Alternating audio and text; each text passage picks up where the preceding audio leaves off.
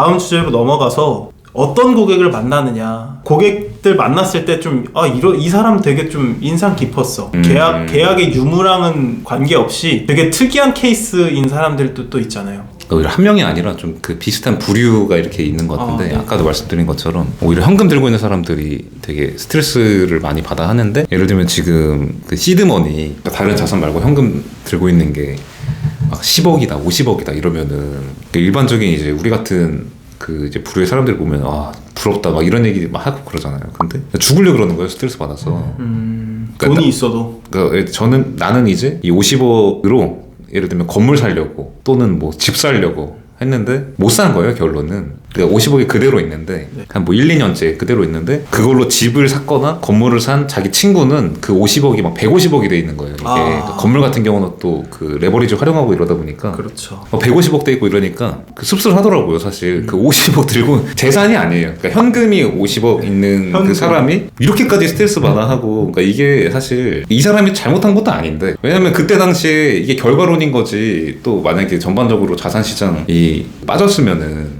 이게 또 반대로 됐을 거 아니에요? 그게? 그렇죠. 근데 아무튼 지금 이제 결과론적으로 이런 사람들이 엄청 스트레스를 받고 있어 하고, 그러다 보니까 이제 우리 같은 그 중개사들이 일이 좀 생길 수밖에 없는 게, 이 사람들은 그러니까 뭐 오를 거를 찾아줘 이런 것도 아니에요. 그냥 그 묻어둘 곳을 찾아. 그런 느낌이에요. 그런 느낌. 그러니까 당연히 시장이 좋으면 올라가고 시장이 안 좋으면 빠지지. 너 탓은 아니야. 막 이런 이제 그런 스탠스고. 근데 그 중에서 그래도 이제 내가 살 수 있는 것 중에 괜찮은 거를 찾아줘 이런 느낌이지. 오히려 막 이제 좀 적은 시드머니로 찾는 분들은 이제 선택지가 좀 많이 없기 때문에 이제 그런 거를 많이 따지다가 또 못 놓치는 경우가 많거든요. 예를 들면 이거 진짜 나 총알 한 발인데 이거를 진짜 어떤 베스트 선택을 해야 될까 이러다가 못 사는 경우가 많은데, 또 돈이 많은 경우는 그래도 선택지가 좀 있다 보니까 확실히 이 시간이 가는 게 진짜 더 비효율적이구나. 그러니까 이거 베스트 선택을 찾으려고 하는 게 아니라 그냥 살 수 있는 것 중에 괜찮은 것만 사도 만족이다 이런 생각을 요즘 많이 하는 것 같고, 근데 그게 재밌는 것 같아요, 지금 딱 이 시점에. 근데 지금이 또 되게 회의적인 시선 많잖아요. 금리 올라가고 그렇죠. 대출 규제하면서 매수세가 많이 꺾였는데, 근데 이 타이밍에 또 좀 역설적이게 그 2년 와중에도 좀 적극적으로 매수를 하려고 알아보는 사람들이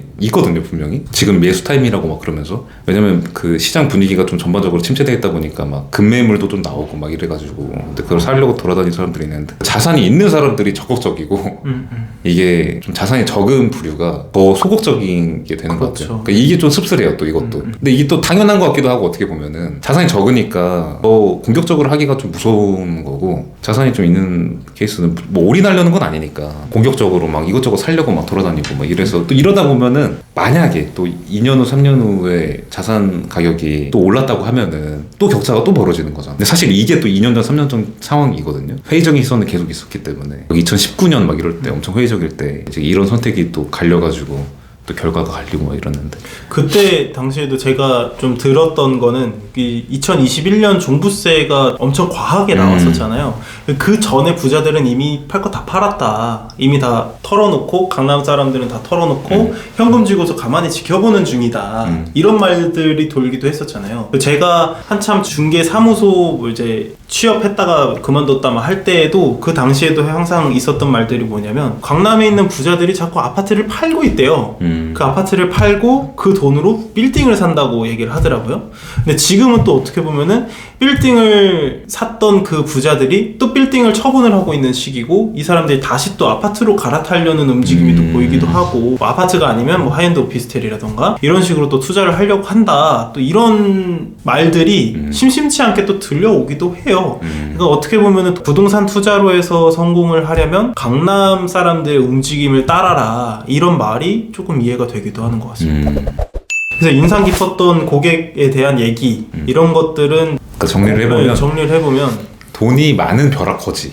맞아. 이런 사람들 제가 그 얘기를 하고 돈이 싶었어요. 많은 벼락거지. 사실 저도 벼락거지라는 그런 생각 별로 안 하거든요. 네네. 근데 오히려 자산이 막 50억, 100억 막 이렇게 있는데, 자산이 아니라 현금이.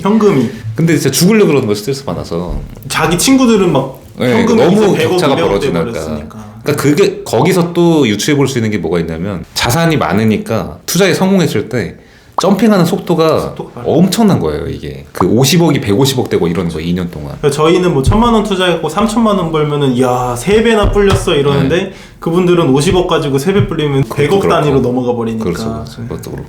그런 부분들이 확실히 그 부자들이 돈을 벌고 하는 거에서 스트레스를 받아 할 만도 한 것 같아요. 그쵸. 금액 자체가 너무 커져 버리니까. 그쵸. 그러니까 50억대 자산가랑 100억대 자산가랑은 완전 차이가 크잖아요. 자산이 그쵸. 아니라 또 현금을 주고 있는 사람이긴 하지만 그런 부분들에 있어서 그분들은 그분들 나름대로 또 스트레스를 받아 한다. 맞아요. 그래서 이제 전달하고 싶은 포인트가 끝이 없다. 그래서 지금의 이제 상황에 만족하고 있는 경우는 잘 없잖아요. 그렇죠. 본인 상황에 대해서. 근데 이게 50억이 있나 100억이 있나 다 비슷한 고민을 하고 있다는 거예요. 지금 시장에서. 더 사야 되나 말아야 되나 사면 또 뭘 사야 되나 이런 고민을 5억 갖고 있는 사람이나 50억 갖고 있는 사람이나 비슷한 고민을 하고 있다. 그래서 지금 시장 자체가 그냥 혼란스러운 거지. 근데 막 이런 생각 많이 해요. 아 5억만 더 있었으면 뭐 10억만 더 있었으면 이런 얘기 많이 하거든요. 근데 그렇죠.